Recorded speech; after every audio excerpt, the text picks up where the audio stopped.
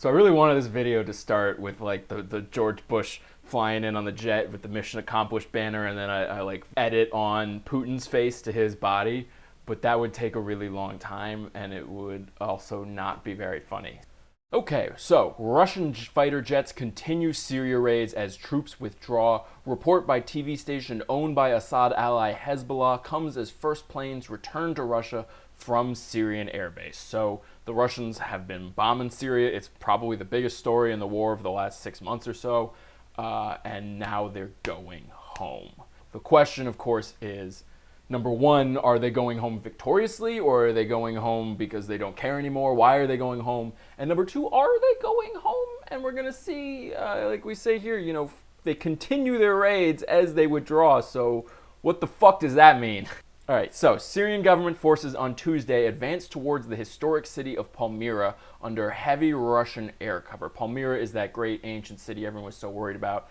The last time I checked in, they'd finally made it to like the last hill outside Palmyra, and they were like gearing up for the final assault on the city.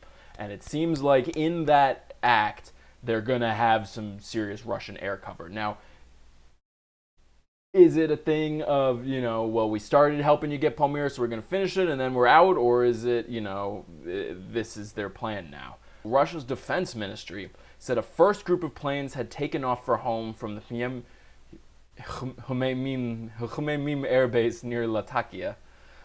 In a series of tweets on Tuesday morning, it said aircraft would be relocated from the airbase to their home bases in Russia.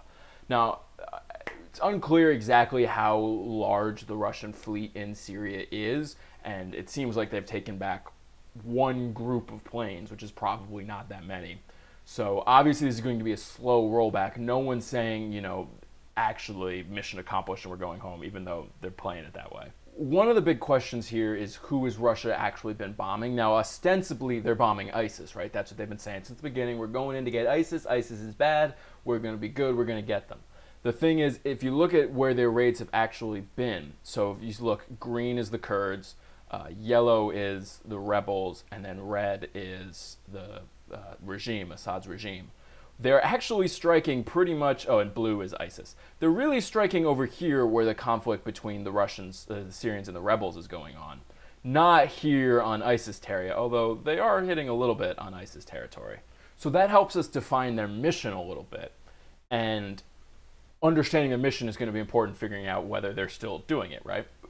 They have, the Russian TV, which is, of course, state-controlled, has been full of all these images of, soldiers coming home, airmen coming home, and being so great and happy and celebrating. They have, quote this one guy in the article, "We will carry out any command of our commander-in-chief at any point on the planet," said an unnamed pilot.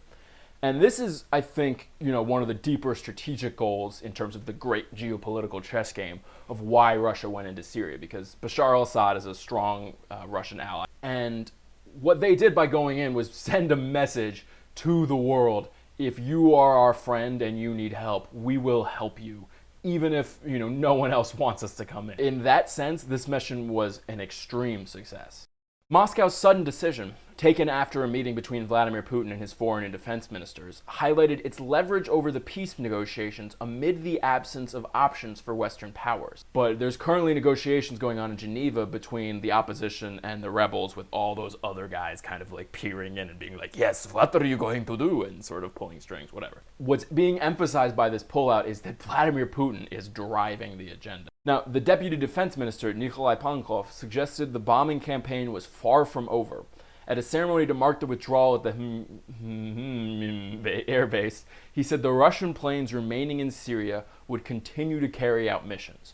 So, really, it seems like what they're doing is declaring victory in like the second quarter and then continuing to fight. I mean, they are like, a little bit ahead, and they're probably not, there's no end game where they lose at this point.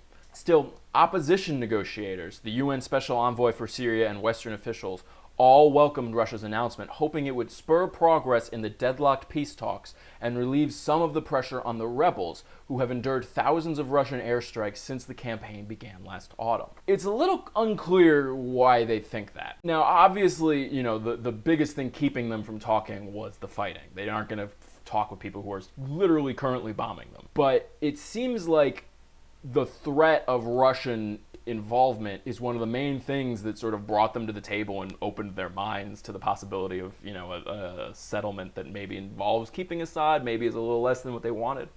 So why this is being read as a thing that's going to make the rebels more talkative and more open to negotiation is a little unclear, except that it seems like it's a concession. That it seems like it's giving them, yes, we'll scale back the Russian bombing a bit. So all in all, what is going to happen in the future is still honestly now very unclear.